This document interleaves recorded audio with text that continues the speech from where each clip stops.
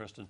Just today, Ford announced it would be cutting its workforce by as much as 12%, due in part to the tariffs on steel. Here in Tennessee, all of the statewide elected Republican officials have criticized the Trump tariffs on steel and soybeans, saying they are hurting Tennessee businesses and workers and Tennessee farmers. While in Tennessee last week, for you, Congressman, President Trump unveiled his new NAFTA plan called USMCA. This is designed to help Tennessee dairy farmers and automotive workers. Congress, though, still needs to vote on this. Do you support this idea? Does it do enough to offset the harm that the tariffs are doing? Does it do enough for Tennesseans? Governor Bredesen? I certainly support it. I think it is more of a rebranded NAFTA than anything significantly different, but it does advance the issue somewhat. The important thing, though, is that it does not address in any way the steel and aluminum tariffs. They are vastly more influential on the economy of our state than the dairy and other things are.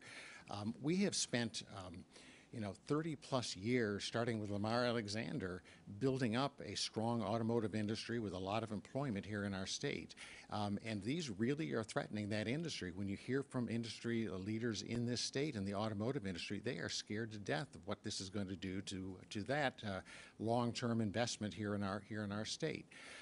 The other concern I've got about the changes to NAFTA is that we got some benefit, but boy, we sure burned a lot of bridges and caused a lot of hard feelings and a lot of mistrust. This is not a real estate deal where people walk away. Thank you, Governor. Congressman, you said you're not a fan of these tariffs. Do you need to be stronger? Well, I am not a fan of tariffs, never had been. I'm for free and fair trade. And when you talk to our farmers here, they will tell you that they want trade, not aid. And I've spent a lot of time advocating for our manufacturers, our producers, and our farmers. Now with the USMCA, what you've got is a lot of those in our auto parts, auto manufacturing, and our aftermarket auto parts industries are very hopeful for this. I tell you who else likes this is our dairy farmers. Now, what they didn't like was the trade policies from Barack Obama and Hillary Clinton that brought about some of these provisions that did not serve them well, that cut off markets instead of expanding markets. And our farmers want to make certain that they have bilateral trade agreements. That's where they would like to see us go. So would many of our producers. They are hopeful that you're going to see a European agreement soon, an EU agreement. Thank you, Congressman. Governor, on your rebuttal, does more need to be done for these tariffs that are hurting Tennessee businesses and workers? Yes, I really believe that these tariffs are, in essence, a job-killing tax on Tennessee businesses. And we have issues with China, for example, intellectual property and difficulties of doing business. They need to be dealt with one-on-one through those and not through these broad actions like putting these tariffs in place.